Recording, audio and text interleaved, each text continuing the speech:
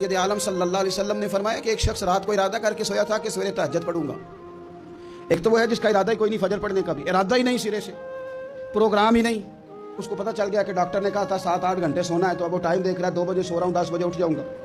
उसकी बीच में नींद है, सेहत है, डॉक्टर की तंबीह है, पर फजर तो शामिल ही नहीं। हालांकि इस बात को अच्छी तरह समझ लें, अगर आपका फजर पढ़ने का इरादा है और 4 बजे का, पौने 4 बजे का आपने अलार्म लगा लिया है, तो 2 दिन आपको अलार्म जगाएगा, तीसरे दिन आँख खुद ब खुद खुल जाएगी। इंसान की नफ्सियात होती है कि 2 दिन वो किसी चीज़ भी अपनी आदत को सोने जागने में पका ले, तो तीसरे दिन वहीं उसका वो मिजाज बन जाता है।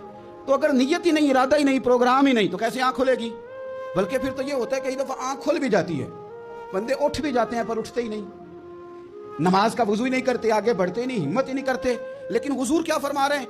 करीम महबूब अलैहिस्सलाम फरमाने लगे, जिसका तहज्जुद पढ़ने का इरादा था लेकिन नींद गालिब आ गई, उठ नहीं सका। हुजूर फरमाते हैं नींद तो अब इसने पूरी कर ही ली है ना, पर इरादा था तहज्जुद पढ़ने का। तो महबूब फरमाते हैं नींद रब की तरफ से सदका हो गई और तहज्जुद का भी अल्लाह ने सवाब अता फरमा दिया। इरादे साफ करे, पक्के करे, नीयतें खरी रखे, नीयत साफ रखे, इखलास पैदा करे, तो फिर तो घर में बैठे बैठे बड़ी नेकियों का सवाब मिलता है।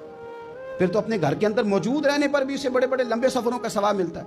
हजरत अनस बिन मालिक रदी अल्लाह तआला अन्हु फरमाते हैं, हम तबूक से वापस आ रहे थे तो नबी पाक अलैहिस्सलाम ने फरमाया, हमारे कुछ भाई हैं भाई जो बैठे मदीने में हैं, पर हमने जो घाटी भी तय की, जो सफर भी तय किया, वो हमारे साथ ही थे। बैठे कहाँ हैं? मदीने में, पर हमने जितना सफर तय किया वो साथ ही थे। हजरत अनस बिन मालिक कहते हैं, हमारे तो कान खड़े हो गए कि बैठे भी घर हैं और हमारे साथ हैं।